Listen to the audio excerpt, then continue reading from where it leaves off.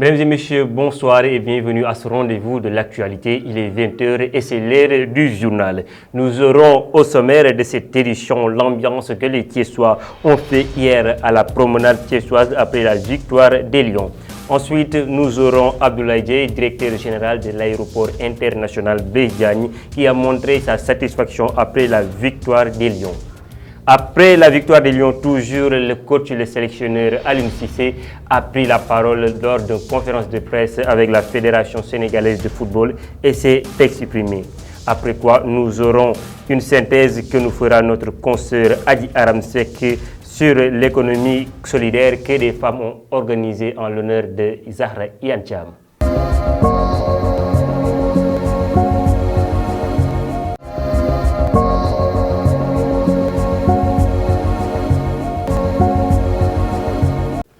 Mesdames et messieurs, bonsoir et bienvenue à ce rendez-vous de l'actualité. Si vous venez de nous rattraper, vous êtes pile à l'heure, c'est le développement du sommaire. Nous commençons cette édition avec le ministère de la Santé et de l'Action sociale qui a fait le point sur l'évolution de la situation journalière du Covid-19 au Sénégal ce mardi 30 novembre 2022.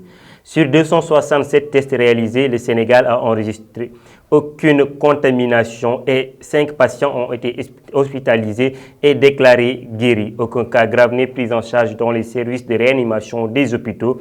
Aucun cas de décès n'a été enregistré le lundi 29 novembre 2022. L'état de santé des autres patients reste stable.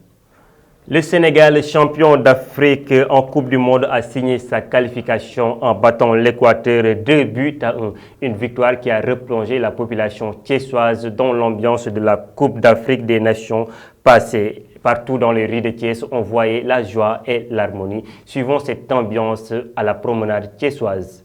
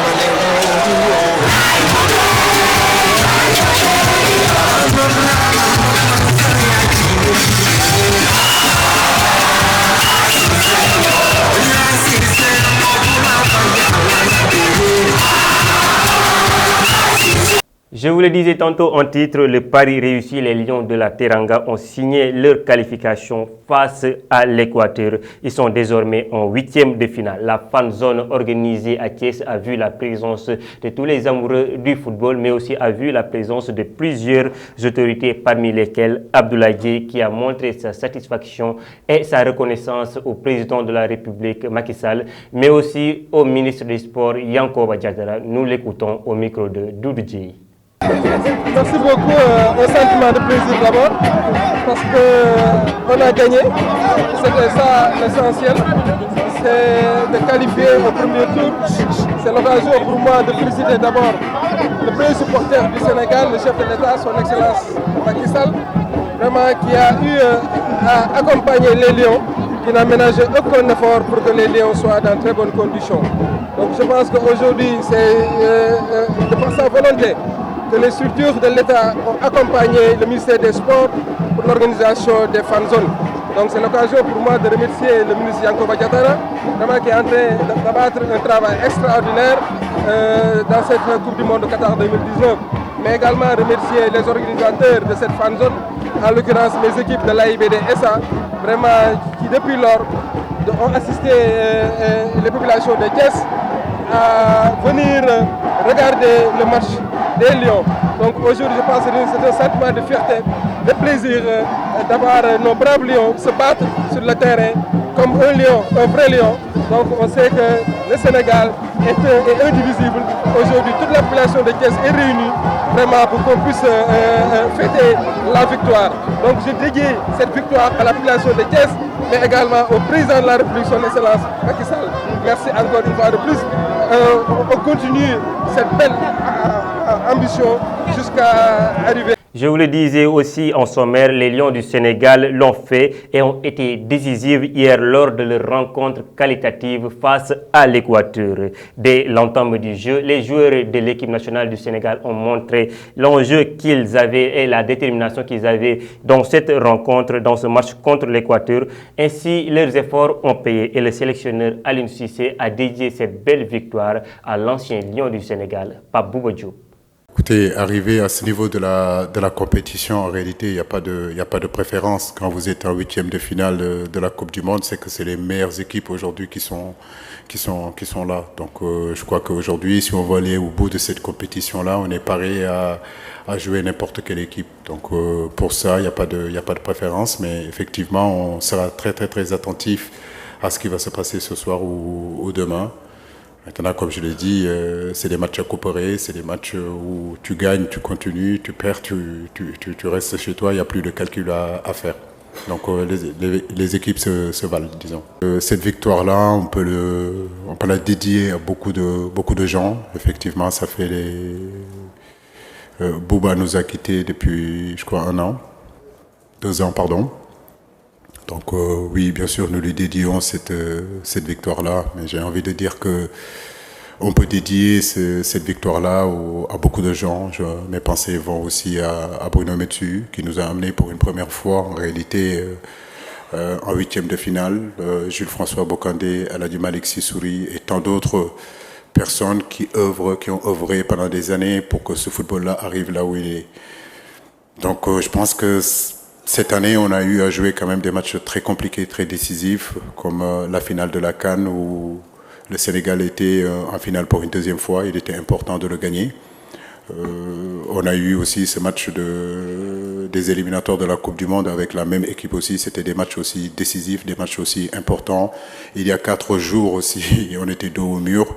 Il fallait gagner, donc c'est notre quotidien de tous les jours. Je crois que notre groupe aujourd'hui est expérimenté, comme je l'ai dit. On a une expérience collective aujourd'hui qui nous pousse aujourd'hui à mieux préparer ces genres de matchs-là et ces genres de compétitions. Donc féliciter vraiment les joueurs. L'ancienne ministre de l'économie sociale et solidaire Zahra Iyane Thiam a été honorée par les femmes mutualistes de la région de Thiès. Ces braves dames ont jugé nécessaire d'inviter et d'organiser un sargal pour rendre hommage, un vibrant hommage, je veux dire, à l'ancienne ministre Zahra Iyane Thiam. Elle a été présente et a pris la parole pour montrer sa reconnaissance. La cérémonie a eu pour cadre la localité de Ngaye Mékhé dans le département de Tivaouane. Adji Aramsek tend son micro à Zahra Iyane Thiam et à ces femmes qui ont organisé ce sargal. Les femmes mutualistes de la région de Thiès ont réservé un accueil digne de son nom à l'ex-ministre de l'économie sociale et solidaire Zahra Iyane Thiam à l'occasion du sargal organisé par ces braves dames du Kadior. Cette rencontre, riche en échanges, a été l'occasion pour appeler les femmes à adhérer massivement les mutuelles de santé pour une meilleure effectivité de la couverture maladie universelle. Prenant la parole, la présidente des femmes mutualistes de la région de Thiès, Mme Anta Mbaye Diop, a magnifié le rôle majeur envers la junte féminine qu'avait joué Zahra Iyane Thiam lorsqu'elle était à la tête du ministère de l'économie sociale et solidaire. Ñun jigéeni mutuelle de santé de la région de Thiès mënuñoo fay Madame la ministre Zahra Iyane Thiam. Nous, les femmes de la mutuelle de santé de Thiès, ne pouvons pas assez remercier le ministre Zahra Iyane Thiam. Nous avions organisé une journée des femmes mutualistes. Elle a été invitée comme d'autres ministres. Elle seule avait répondu à l'invitation et nous avait donné 30 millions. Ces 30 millions ont été partagés entre les 3 départements de Thiès. Elle sait que les femmes savent bien gérer l'argent qu'on leur donne. Ainsi, Mme Zahra Iyane Thiam a pour l'occasion déployé les gros moyens en dégageant une enveloppe de 30 millions pour les femmes mutualistes à raison des 10 millions par département pour Thiès, Mbour et Tivaouane. Li ngeen def ni bu amé duma bét présidente Anta wax nga ko sank. Vraiment, je suis contente. Rien de ce que vous faites ne me surprend. La présidente Anta l'a dit. On vous a trouvé dans le travail et donc c'est normal qu'on vous soutienne. Le désir de l'État, c'est de donner un coup de pouce à ceux qui en ont besoin. Si le gouvernement nous confie cette tâche et que nous ne recevons des remerciements, on ne doit pas minimiser alors ces subventions. Ce qui compte pour le gouvernement, c'est la redistribution économique de la croissance. L'État a une redistribution économique de la croissance. À rappeler que cette rencontre a eu pour cadre la commune de Ngaïmbéré, localité située dans le département de Tivaouane.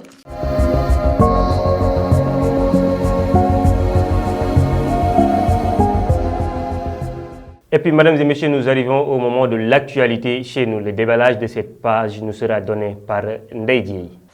Nous débutons l'actualité nationale à l'Assemblée nationale. Le projet de budget 2023 du ministère de l'eau et de l'assainissement est arrêté à 131 milliards 746 775 790 francs CFA en crédit de paiement et à 320 milliards 212 17 417 francs CFA en autorisation d'engagement. Le budget est subdivisé en 3 programmes. Le programme 1028 qui comprend le pilotage, la coordination et la gestion administrative. Le second programme 2088 consiste à la gestion intégrée des ressources en eau et enfin le programme 2089 est axé sur l'accès à l'eau potable.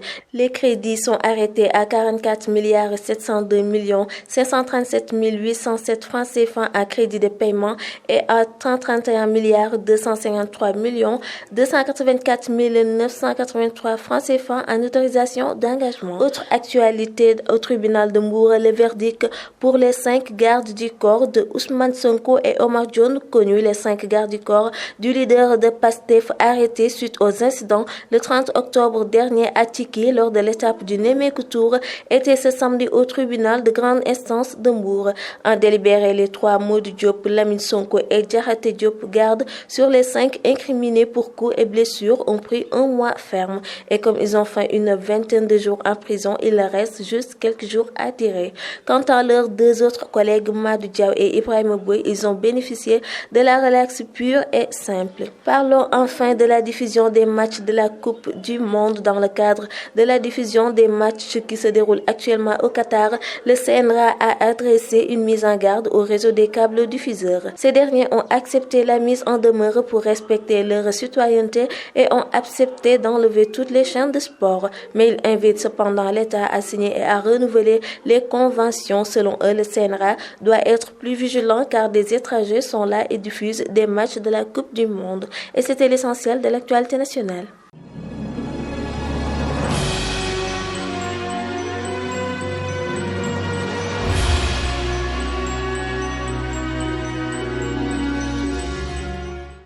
Et l'actualité hors de nos frontières, en Côte d'Ivoire, le procès de l'attentat terroriste de Grand Bassam est ouvert. Le développement de cette page, c'est tout de suite. Côte d'Ivoire, le procès de l'attentat terroriste de Grand Bassam s'ouvre. Le procès des accusés de l'attentat de Grand Bassam s'ouvre mercredi 30 novembre au tribunal criminel d'Abidjan. Les faits remontent au 13 mars 2016 lorsque 19 personnes et 3 militaires ont perdu la vie au cours d'une fusillade survenue dans cette station balnéaire, située à une quarantaine de kilomètres à l'est de la capitale ivoirienne. À l'époque, cet attentat avait été revendiqué par les terroristes d'Al-Qaïda au Maghreb islamique. Au Burkina Faso, le Premier ministre rencontre l'ambassadeur français pour renforcer la coopération. Le Premier ministre burkinabé Apollinaire Joachim Kayleb de Tambela a rencontré le 29 novembre pour la première fois depuis son installation à la primature l'ambassadeur de France Luc Aladé pour faire le point sur la coopération entre les 2 pays. Malgré les attaques subies par l'ambassade et les instruments français, la France n'abandonne pas le Burkina Faso qui traverse une période difficile. L'ambassadeur Luc Aladé rassure que la France demeure toujours le premier partenaire bilatéral du Burkina Faso. Le premier ministre irakien visite l'Iran pour renforcer la coopération entre les deux pays. Le premier ministre irakien Mohamed Shia al-Soudani a rendu visite mardi 29 novembre au président iranien Ebrahim Raisi à Téhéran. Ce premier déplacement officiel dans le pays voisin depuis son accession à la tête du gouvernement il y a un mois a été vu comme une volonté d'affirmer les liens qui unissent le nouveau gouvernement irakien et son influent voisin. Cela dans un contexte de tension au Kurdistan des deux côtés de la frontière. Voilà ce qui met fin à cette page internationale.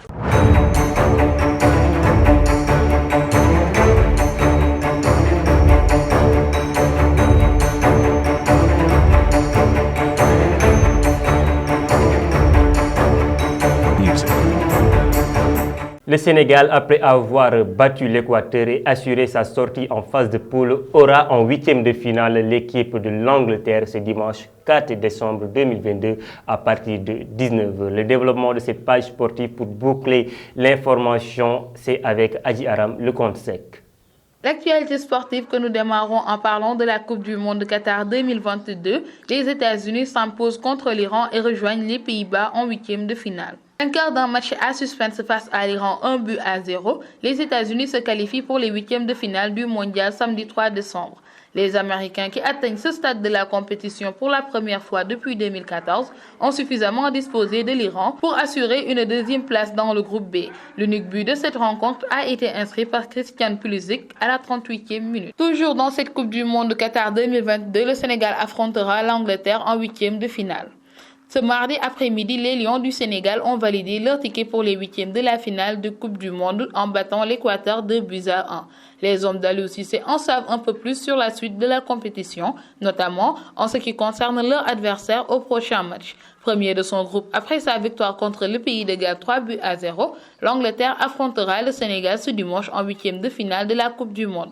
Une première entre les deux nations. Terminons cette note sportive toujours dans le cadre de cette Coupe du Monde. Kalidou Koulibaly qui nous parle du trophée de meilleur joueur qu'il a reçu, il dit que le trophée sera remis à la famille de Pape Bouba Diop. Capitaine courage et buteur décisif pour la victoire des Lions contre l'Équateur, Kalidou Koulibaly a annoncé que son titre de meilleur joueur de la rencontre sera remis à la famille de Pape Bouba Diop. Je cite, c'était un match spécial pour nous avec une date spéciale, l'anniversaire de la mort de Pape Bouba Diop. Je veux remercier sa famille parce que j'ai vu toutes les vidéos qu'ils ont fait pour nous et ça nous a vraiment motivés. Ça nous a fait du bien. C'est pourquoi, aujourd'hui, le trophée de meilleur joueur, on va le remettre. Parce que c'est vraiment grâce à eux qu'on est là aujourd'hui, a expliqué Kalidou Koulibaly. C'en est tout pour cette note sportive.